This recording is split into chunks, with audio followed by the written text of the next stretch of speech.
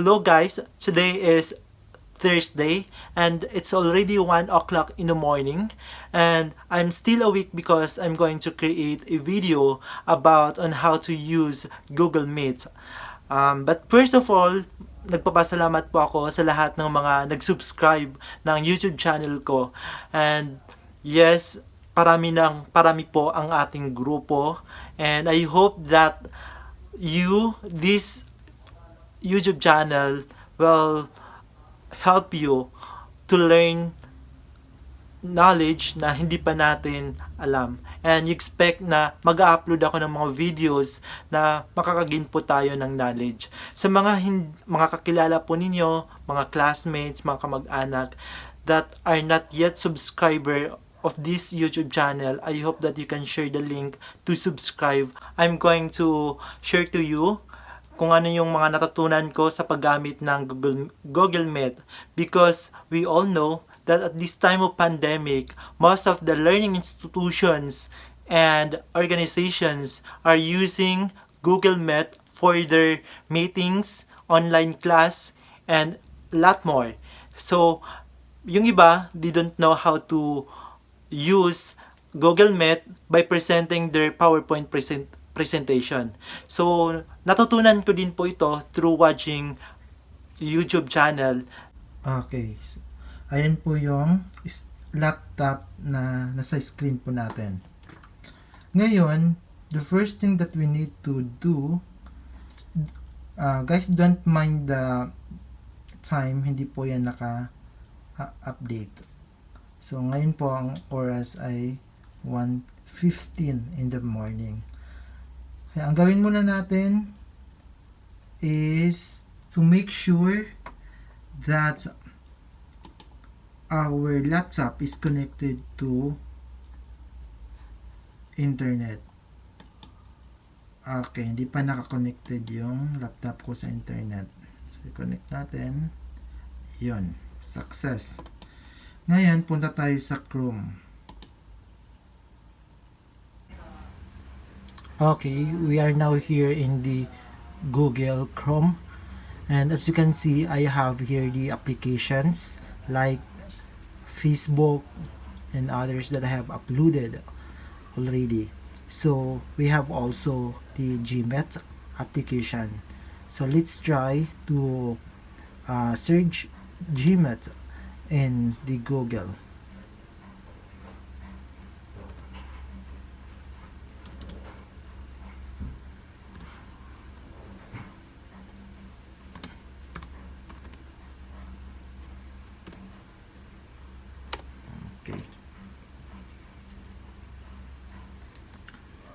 So, pindutin po natin ang Meet.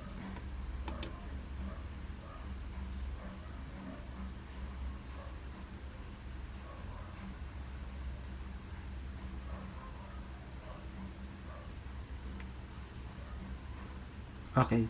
So, tayo po yung host. Kaya ang gagawin po natin ay new meeting.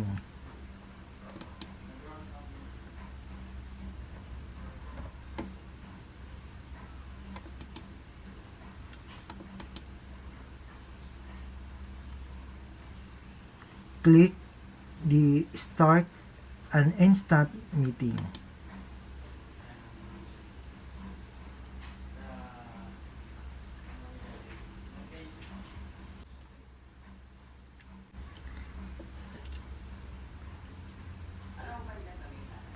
Ito yung link natin.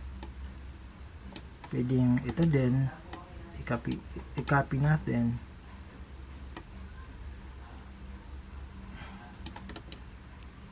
Copy and then mag-go tayo dun sa Messenger or sa GC na nandun yung mga invitees natin. Ito yung speaker or the microphone. Kung gusto nating i-off, just click. Dito kahit nagsalita tayo, yung mga kasama natin sa kabila, hindi nila maririnig kung ano yung mga sinasabi natin. However, if we're going to open it, kapag nagsalita tayo, naririnig ng kasama natin sa Gmeet sa kabila. Ito naman yung video or the camera. So, naka-open siya and then nakikita tayo ng mga kasama natin. Kapag gusto nating hindi tayo makita, we are going to click this one and then yan, naka-close po siya. Okay. So, editin natin naka-close yan.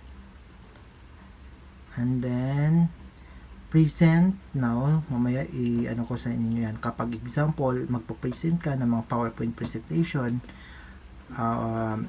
magre-report ka, yan yung pipindutin po natin.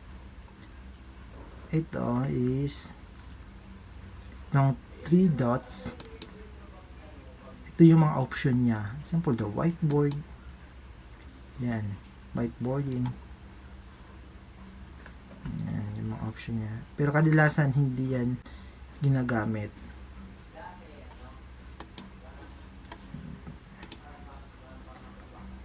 Change layout. Anong gusto natin dito na kung ano yung gusto mo na maging layout ng screen mo. Pwedeng example, ito audio, auto, tiled. Yan.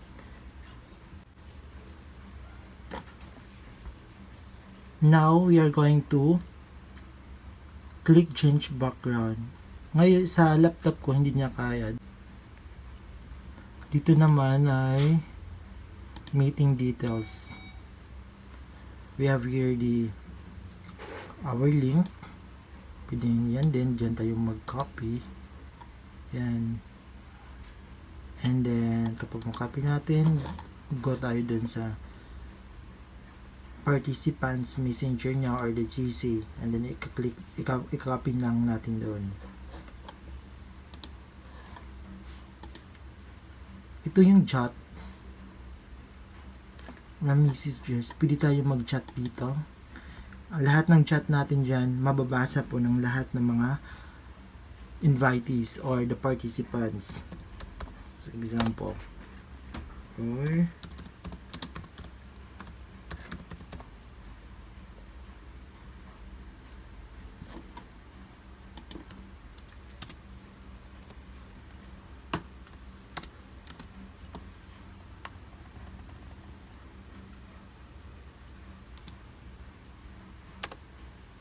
good morning.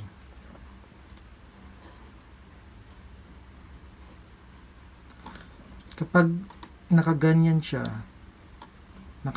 yung button ay nasa left, ibig sabihin nun, you're not letting the participants to send message.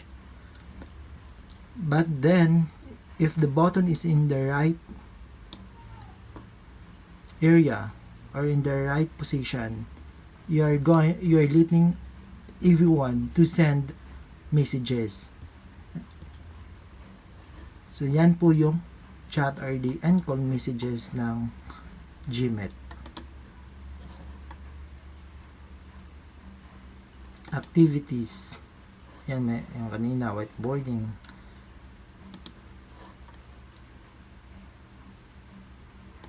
Host controls. So, ito yung pwedeng gawin ng host sa Gmail. Mga privilege niya. Example. Host management. Ayan. Let everyone manage themselves. Turning off. Host management lets everyone admit or remove others. Mute each other. Record the call. Control their own mic and camera, present to the call, send that messages in the call. So, yan yung mga privilege ng host ng Gmail. So, para mas okay is naka-ilit natin. Let everyone share their screen. Yes. Send chat messages. Yes. View all host settings. Example.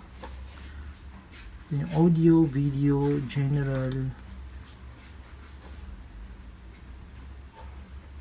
host controls, yan lang.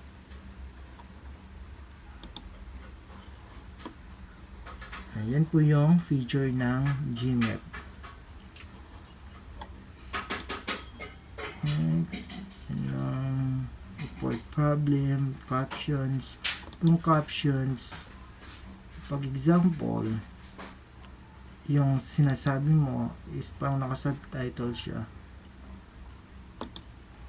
Example,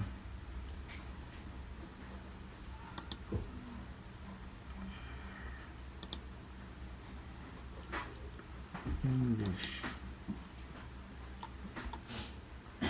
and then apply.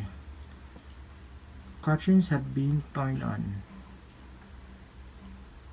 Diba? Lahat ng sinasabi mo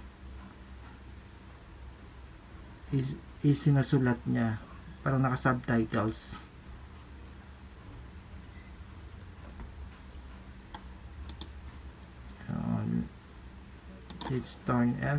Let's turn off.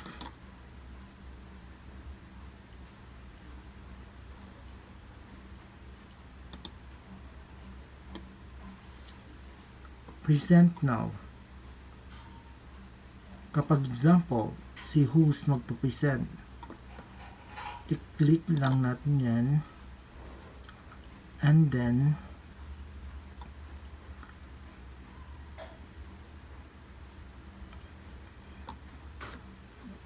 i-exit natin yung full screen. Bago tayo maka-present, i-ready natin kung ano yung ipapresent natin. Sample PhD.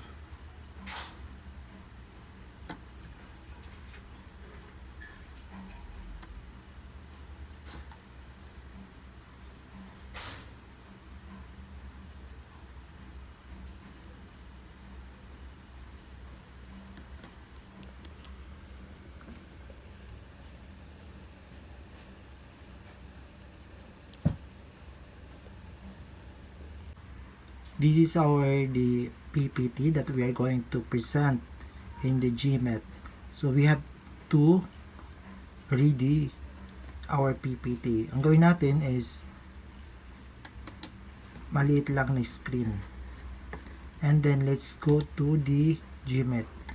Click present, and then you have to choose your entire screen, a window, a tab.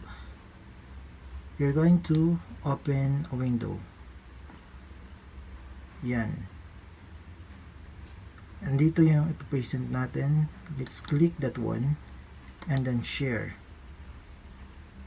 Yan yung PPT natin. Dito naman po yung kung sino yung mga kasama or the participants of the GMAT.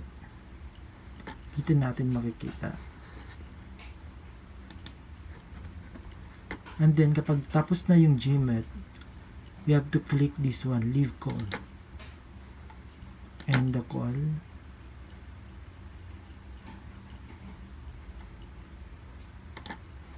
And tapos na. Let's end.